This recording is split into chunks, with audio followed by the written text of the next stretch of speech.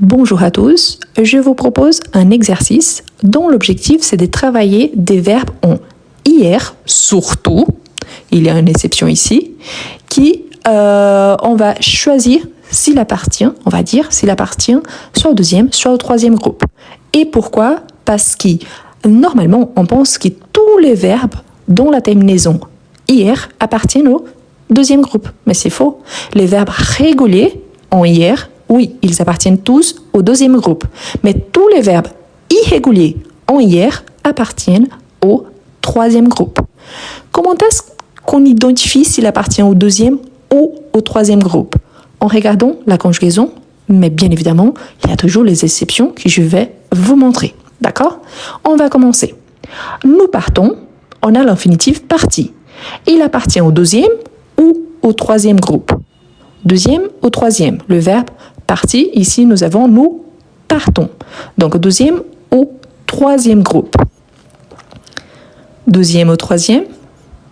Eh bien, vous voyez qu'ici on a nous partons. La caractéristique la plus forte par rapport au verbe en IR, c'est que quand ils sont réguliers, ils ont sa terminaison à l'infinitif IR, mais ils ont un double S au pluriel. Donc, ici, on n'a pas le double S. Donc, en fait, parti appartient au troisième groupe. D'accord? Il appartient au troisième groupe. Pourquoi? Parce qu'il ne présente pas les double S au pluriel. Donc, on dit je pars, tu pars, il part, nous partons, vous partez, ils partent. Donc, il n'y a pas de double S. Donc, c'est le troisième groupe. Ensuite, on a nous finissons du verbe finir. Donc, il appartient au deuxième ou troisième groupe. Deuxième ou troisième. Donc, on a le verbe finir. Parfait. Il appartient au deuxième. Pourquoi? Une fois de plus, ici, on voit bien le double S avant la terminaison du nous au NS. Donc, nous finissons. Donc, on a je finis, tu finis, il finit, nous finissons, vous finissez, ils finissent. Deuxième groupe. Ensuite, on a ils dorment du verbe dormir. Deuxième ou troisième groupe. Deuxième ou troisième groupe. Super. Donc, dormi, vous voyez qu'il n'y a pas le double S. Donc, on dit je dors, tu dors, il dort, nous dormons, vous dormez, ils dorment. Donc, oui, il appartient au troisième groupe car il s'agit d'un verbe irrégulier. Ensuite, on a j'ouvre du verbe ouvrir. Donc, il appartient au deuxième ou troisième groupe. Deuxième au troisième. Super. Pourquoi? Il appartient au troisième groupe car il a la terminaison en IR, mais vous voyez qu'il y a ici la marque des verbes du premier groupe. Voilà. Donc, il a les terminaisons des verbes du premier groupe. Donc, on a j'ouvre, tu ouvres, il ouvre, nous ouvrons, vous ouvrez, ils ouvrent. Donc, il s'agit d'un verbe irrégulier. Troisième groupe. Ensuite, on a ils grandissent. Ils grandissent du verbe grandir. Grandir, il appartient au deuxième ou troisième groupe. Deuxième ou troisième groupe. Parfait. Donc, vous voyez qu'ici, il y a les double S. Donc, oui, c'est un verbe du deuxième groupe. Donc, ils grandissent. Je grandis, tu grandis, il grandit. Nous grandissons, vous grandissez, ils grandissent. Parfait. Deuxième groupe. Ensuite, on a elles offrent du verbe offrir. Le verbe offrir, il appartient au deuxième ou au troisième groupe. Deuxième ou troisième. Parfait. Pourquoi? Vous voyez qu'ici, il n'y a pas le double S. On a elle au pluriel, mais il n'y a pas le double S. Le verbe offrir, ainsi que le verbe ouvrir et le verbe cueillir, ils appartiennent au troisième groupe car ils ont cette terminaison en IR, mais le radical régulier est la terminaison du premier groupe, ce qui fait de lui un verbe irrégulier. Et bien évidemment, tous les verbes dérivés de ces verbes-là. Donc, troisième groupe. Ensuite, on a vous choisissez du verbe choisir. Le verbe choisir, il appartient à quel groupe? Les deuxièmes ou les troisièmes groupes? deuxième au troisième. Parfait, donc vous voyez bien qu'il a les doubles S, donc vous choisissez appartient au deuxième groupe. Parfait. Ensuite, on a le verbe naître, on a ils naissent. Il s'agit d'un verbe qui appartient au deuxième ou troisième groupe. Voilà, ici il y a un piège. Quel est le piège? C'est ça, on pense qu'il appartient au deuxième parce qu'on voit les doubles S. Mais vous avez remarqué la terminaison à l'infinitif? À l'infinitif, il a la terminaison RE. Et tous les verbes qui ont cette terminaison-là, RE, ne confondez pas avec ER du premier groupe. Tous les verbes ont RE appartiennent au troisième groupe. Donc oui, une fois qu'il y a cette terminaison à l'infinitif, on sait bien qu'il a des caractéristiques du deuxième groupe. C'est pour ça qu'il est irrégulier. Donc il appartient au troisième groupe. D'accord? C'est pour ça qu'il est irrégulier. Ensuite, on a « je viens » du verbe « venir ». Le verbe « venir », il appartient au deuxième ou au troisième groupe. Deuxième ou troisième. « Je viens » du verbe « venir ». Et oui, je vois des bonnes réponses. Donc oui, il appartient au troisième groupe. Pourquoi? On dit « je viens »,« tu viens »,« il vient »,« nous venons »,« vous venez »,« ils viennent ». Et en plus, il a le radical déjà complètement irrégulier par rapport à son radical à l'infinitif. Donc oui, c'est bel et bien un verbe irrégulier du troisième groupe. Ensuite, on a « vous réfléchissez » du verbe « réfléchir ».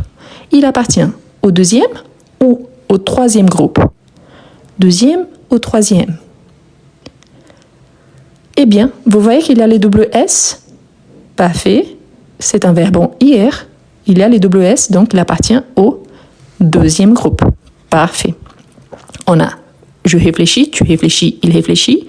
Nous réfléchissons, vous réfléchissez, ils réfléchissent. Donc on retrouve les doubles S au pluriel partout. Ensuite, on a il meurt du verbe mourir. Le verbe mourir, il appartient au deuxième ou au troisième groupe. Deuxième ou troisième. Parfait, c'est un verbe en IR, oui. Mais vous voyez là la terminaison au pluriel?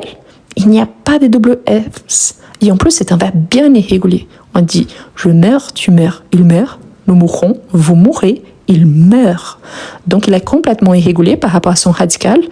Au singulier, il y a la troisième personne du pluriel et en plus, il ne présente pas les double S. Donc il appartient au troisième groupe. Ensuite, on a le verbe courir. Elle court. Le verbe courir appartient au deuxième ou au troisième groupe. Le verbe courir. Deuxième ou troisième. Parfait. Le verbe courir, quand on le conjugue, on a je cours, tu cours, il court, nous courons, vous courez, il court. Donc, pas de double S. Troisième groupe. Donc, irrégulier. Ensuite, on a le verbe connaître et nous avons nous connaissons. Nous connaissons. Deuxième ou troisième groupe. Voilà. Qu'est-ce que vous avez remarqué par rapport à ces verbes? Oui, il s'agit d'un piège, parfait. Pourquoi? C'est un piège car, oui, il y a les double S ici, de la même façon qu'on a trouvé les double S ici. Mais vous voyez la terminaison. En fait, le verbe connaître, c'est ce qu'on appelle le verbe dérivé du verbe naître. Car on a un préfixe qui est ajouté au verbe principal et on a un nouveau verbe, connaître. Vous voyez la terminaison? R, E, il n'y a pas IR. Donc, automatiquement, il appartient au troisième groupe. Donc, il est un verbe irrégulier. D'accord? Donc, ici, on a des caractéristiques du deuxième groupe, je suis d'accord, mais il appartient au troisième groupe car sa terminaison à l'infinitif n'appartient pas au deuxième groupe. Et en plus, il a ces caractéristiques-là justement car il est irrégulier. Ensuite, on a tu tiens du verbe tenir. Donc le verbe tenir, il appartient au deuxième ou au troisième groupe. Deuxième ou troisième groupe. Tu tiens du verbe tenir.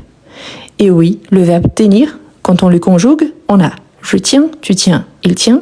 Nous tenons, vous tenez, ils tiennent. Donc non, il n'y a pas le DWS. Et en plus, le radical, vous voyez ici, on a une inversion IEN au lieu de ENI. Donc, il s'agit d'un verbe irrégulier. Il est très proche du verbe venir. Vous voyez, la conjugaison est très proche. Donc, il appartient au troisième groupe. Ensuite, on a le verbe sortir. Il sort. Donc, le verbe sortir, il appartient au deuxième ou au troisième groupe. Deuxième ou troisième. Super. Vous voyez que oui, il y a la terminaison en hier, mais quand on les conjugue, on a je sors, tu sors, il sort. Nous sortons, vous sortez, ils sortent. Il n'y a pas de WS. Donc, il appartient au troisième groupe. C'est un verbe irrégulier. Et ensuite, on a finalement le verbe mentir. Donc, le verbe mentir, on a tu mens. Donc, on a un verbe du deuxième ou du troisième groupe. Deuxième ou troisième. Il appartient au troisième. Pourquoi? Parce que je dis je mens, tu mens, il ment. Nous mentons, vous mentez, ils mentent. Donc, il n'y a pas de WS. Par conséquent, il appartient automatiquement au troisième groupe. Donc, troisième groupe.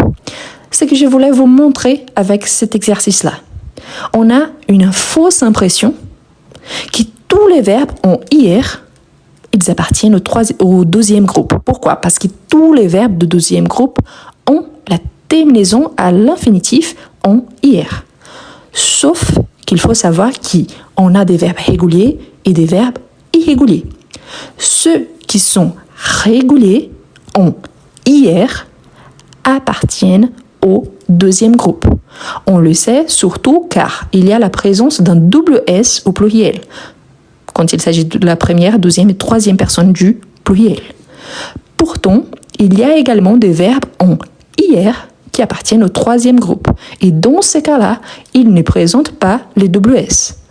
En plus, il faut savoir qu'il y en a dans les troisième groupes tous les verbes irréguliers. C'est pour ça qu'on a ici des caractéristiques de verbes du deuxième groupe, mais la terminaison à l'infinitif n'est plus en IR, mais plutôt en RE, la marque par excellence du troisième groupe.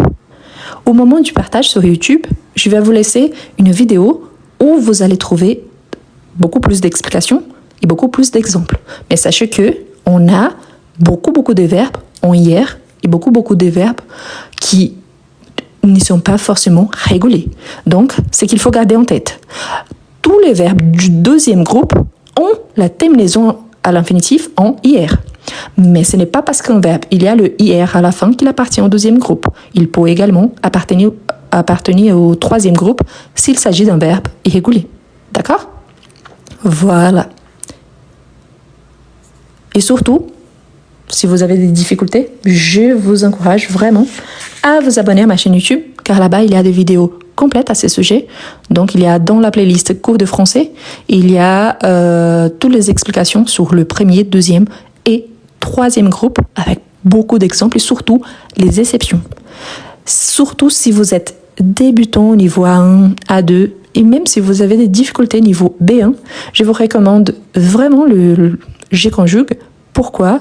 Car il a été préparé avec cet objectif de bien connaître les règles. Je vous rappelle qu'en français, on a un total de 25 temps verbaux. Et parmi eux, la plupart, ils sont formés à partir du présent de l'indicatif. Et en plus, c'est les temps qu'on utilise le plus pour s'exprimer à l'oral et à l'écrit. D'accord? Voilà, donc pour ceux qui ont des difficultés, je vous recommande G-conjugue. Ça coûte 4 €, mais ça vaut la peine. Donc vous allez bien apprendre toutes les règles du présent. Ça vous permettra de bien comprendre pourquoi. Parce que parfois on dit « Ah, mais je connais déjà le présent ». Bah, saviez-vous que la base du subjonctif présent, c'est le présent? Bah, voilà. Donc saviez-vous que la base de l'imparfait, c'est le présent? Saviez-vous que la base du futur proche et du futur simple, c'est le présent? Donc voilà, on a énormément de temps verbaux, mais la plupart tournent autour du présent de l'indicatif. Et c'est pour ça également qu'on l'utilise tous les temps quand on est en train de s'exprimer à l'oral. D'accord? Donc, je conjugue, c'est excellent pour cela. Et c'est assez simple, mais il y a beaucoup d'exercices. Et après, vous pouvez utiliser le tableau de conjugaison pour travailler les autres tons verbaux. D'accord?